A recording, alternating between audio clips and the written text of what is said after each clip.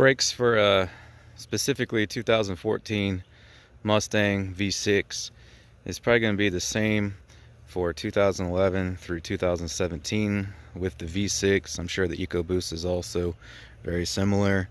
The GT is pretty much the same also. They have slightly larger rotors, but other than that, pretty much anything from 11 to 17 is going to be the same. But this specifically is a 14 V6, and you got to be careful if you have the performance package. Those have upgraded brakes, so when you go to order parts, it's going to ask you if you have the performance brakes or not. Mine has the appearance package, but other than that, it's all standard stuff. So I just have the regular brakes, I believe. Now don't quote me, but I believe the performance brakes only came on the performance package, but maybe there was an option in there somewhere that I'm not aware of. But you will have to select whether you have the performance brake package or not. So for me, I'm just replacing the caliper because my caliper's seizing up and it's sticking. So I won't be doing pads and rotors, but doing this process is going to show you also how to do pads and rotors, because, well, I have to take the caliper off and take the pads out to put the new caliper on. And then once you have that off, your rotor will just pop off. So we'll show all that in this video, even though I'm not putting new brakes on it. I'm just putting a new caliper on it. But I'm going to be upgrading the brakes later to drilled and slotted, new pads and all that. So we'll have a video on that later this year. But I wanted to go ahead and post this because what we're doing here today is the same procedure you're going to do if you need to change your pads or rotors or, well, the caliper. Loosen the lug nuts before you take the weight off the vehicle, about a half a turn. Then once you have it up securely on a jack stand, not just the jack, I have a stand under there, go ahead and take them off the rest of the way. Pull your wheel off. Sometimes they'll come right off. If they stick a little, then you can just take a wooden block and a mallet and tap around the back side of it away from the car until it loosens up and you can pull it off. Now if you're just doing pads, your caliper here will come off and you can leave this bracket attached. To do that, you'll take these bolts out. But my caliper, my new one, comes with a bracket also. So I'm going to go ahead and take the whole unit off. This will remain attached to the bracket if you don't take these bolts out.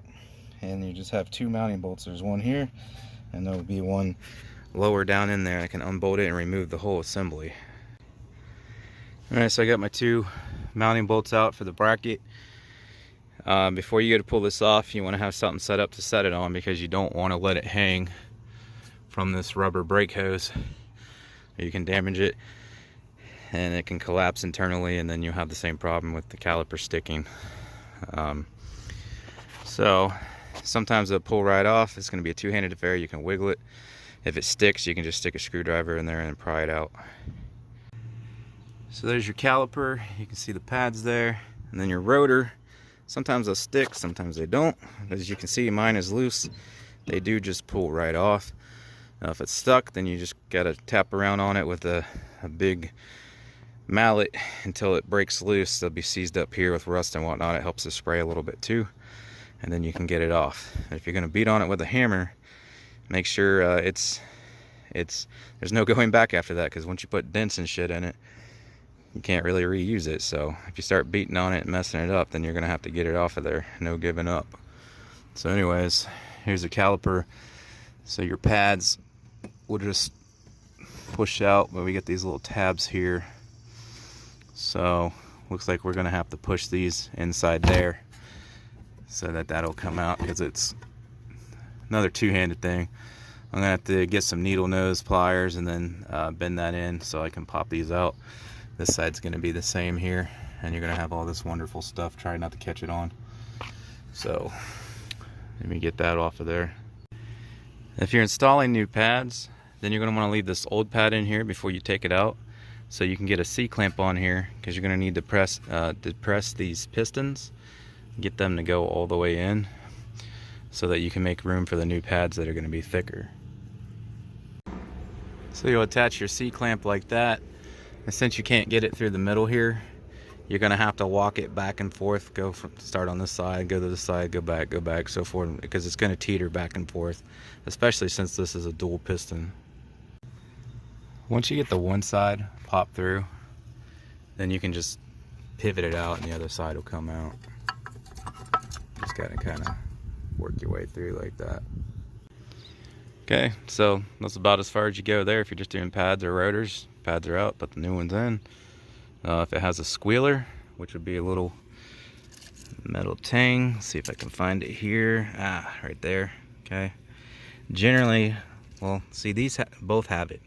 But if you get new pads, a lot of times only one of them will have it. So the one that does have it, you want to put on the back side where the pistons touch, because generally speaking, because there's only pistons on this side, that side will wear the fastest. So you want your wear indicator on the back side.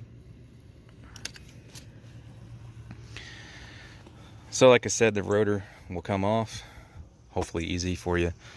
Put your new pads in, squealer on this side, bolt it back up, but I got to replace my caliper, so I got to take the brake line off here. I'm probably gonna set it back on here and just lightly reinstall the mounting bolts so that I can get this unattached. And then you're gonna have brake fluid pouring out of here like crazy, so once you detach it, you want to try to hang it up, take some yarn string or something and tie it up on something. That way it won't drain your entire master cylinder. Alright, so got the line off. Whole bunch of nasty black fluid poured out of there, so that's definitely not good. It's supposed to be like a clearish brown. I just tuck my line up there. Generally they come with new bolts, but I'm gonna take my bolt with me just in case for the core, but generally speaking, you don't need to bring that bolt. Yes, these bolts, but not the plug, because usually it comes with a new one. So I'll go ahead and run this in town and pick up the one I already have ordered. That way I don't got to pay the core up front and then go back. So we'll just do it all at once. So when I get back, we'll throw the new one on, and then we'll go over the torque specs and how to bleed the brakes and all that. Alright, well, there's the new caliper. So I'm going to go ahead and get it over the rotor here and bolt it up. Pistons are already all the way in, comes that way. Get it bolted up, get the line back on, get my pads in there. Came with some hardware here, these little rings. I don't know why they gave me an extra bolt, because it already has everything. There's your bleeder, there's your line. I got to stick one washer will go under, you see the copper there? One washer will go at the bottom of that block, and then the other washer will go at the top of the block. That's what the other one's for. I'm gonna see if I can get these things in with the pads. Alright, so these little clips, the retaining clips for the pads, it was somewhat specific the way they go in. They man, it's so bright I can hardly see what I'm recording here. So it goes like that. The hopefully you can see the difference there. There's this little tang here that's not on the other side, so you hook this side first, and that has a little spring action to it, and then you slide it and pop it over. And I don't know how to describe these flanges, but it's got a little tooth that goes straight down that goes on the bottom, and this one that's at an angle here goes on the top. I tried putting them on the other way and they do not fit correctly that way, so that's how they go. Okay, so these little hook things that kind of clamp it in place are a real pain in the ass getting it back in. So this one I just manipulated and angled it to where I got it around through like that. Okay, and then this side I went down under that to stick it through. So then that lets me get the pad through far enough to where I can line it up in these notches here with the ears on the pad. It's going to take both hands, but I just wanted to show you how I got it in there because it's a little tricky. Now I got to pop it into here while getting these hooks over the back side like they were. Alright, so these little stupid hooks wasn't too terrible on this side, but trying to get it on this side with the edge of the caliper in the way is like impossible. Okay, this one popped off on me, and then this one I ended up bending all to hell to where it wasn't even touching. So yeah, screw those things. I mean, you still got these retaining clips like any other freaking car, but that one popped off on me, and then this one was all bent to hell trying to get it through there, so mine's just gonna sit there like that. I don't think it's really necessary. Like I said, you already got these clips in here to hold the pad in place. There's no real left and right movement, so should be good to go without these. This is the only car I've ever seen these on, so. Alright, got it back on there. Your torque specs for your bracket mounting bolt here is 85 foot-pounds. These little ones here, if you just take the caliper off to do the pads, they are 25 foot-pounds. And if you have to replace the caliper like I did, your new line bolt here is 18 to 24 foot-pounds of torque to make sure that those washers crush and seal it up. So since I changed my caliper, now I have to bleed it. If you just did the pads or the rotor and just pushed the pistons in, you didn't break the bleeder, didn't take the line off, you don't need to bleed your brakes. But since I'm doing the caliper, I got to bleed my brakes. So there's your bleeder valve. And what you do is you have somebody get in the car, start it. First off, regardless of whether you replace this caliper or the pads and the rotor, when you first get back in, because those pistons are pushed in, you're going to need to get them pushed out to where they meet the rotor again with the pads. You don't want to get in it and just stomp the brake pedal down, because it's going to go clear the floor. And then some cars, they have a valve or a sensor or whatever that if your brake pedal just goes to the floor like that, it thinks that you blew a brake line, and then it'll lock out that set of brakes, and you don't want that happening. So to avoid that, you just want to get in and lightly push it down a few times until you no more than half and no faster than what I'm going with my hand, until you feel it firm back up. Now in my case, because I replaced the caliper, it's not going to firm back up because there's no fluid in here. So we got to get fluid through the line into the caliper. So I'm going to do the same thing, but we're going to be going all the way to the floor, but we're going to start out slow at first. I'll have somebody pump it with the car running 4 or 5 times, then they'll hold it to the floor. I'll crack the bleeder valve. It's going to shoot out fluid, tighten it back up, have them pump it again 4 or 5 times, and you're just going to do this over and over until you get all the air out of the lines. When you first start doing it, you're going to see a lot of frothy and like spraying sound. That's another reason you want to use an open-end wrench instead of this, because the open-end wrench will let it shoot straight out, and you can kind of see it to see if it's milky looking, which is air. If you do it this way, it's just going to kind of shoot into the socket, and you're not going to be able to see it that good. But I know what I'm doing, so I'm going to use a socket. But generally speaking, you want to use a regular box-end wrench, open-end wrench, whatever you call it. Don't use this. You want to use this end, or it'll slip off. So I'm going to do that until the brake pedal firms up and there's no more air coming out, or you can just do it a good 8-10 times, you know, until it's good. You want to make sure you have plenty of brake fluid in the reservoir, and then after you bleed it, crack that a few times, stop, go up and check, make sure you're still good on fluid. You don't want to let it get low or you get air in the lines. So I'm going to go ahead and bleed this, and then we should be good to go. Okay, so when you do this, you want to do it with the cap off. It'll let this thing breathe, and that way you don't get any air in it. Make sure you're full on fluid. And like I said, check it after every 2 or 3 pumps, because it's going to go down every time you shoot it out. There's your max level. Not quite sure where the low is, but I'm not going to let it get less than this halfway part here. So, but right now we're full. It's clear up here on max.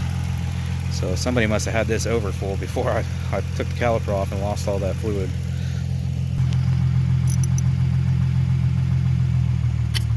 Ugh.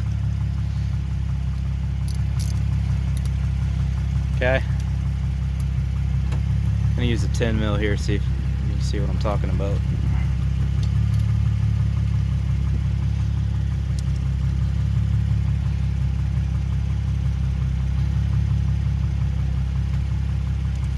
Yeah, hopefully you can see that in the video. It's really frothy looking.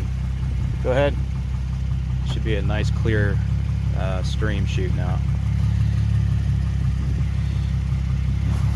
Try to zoom in a little here. Getting fluid all over my camera.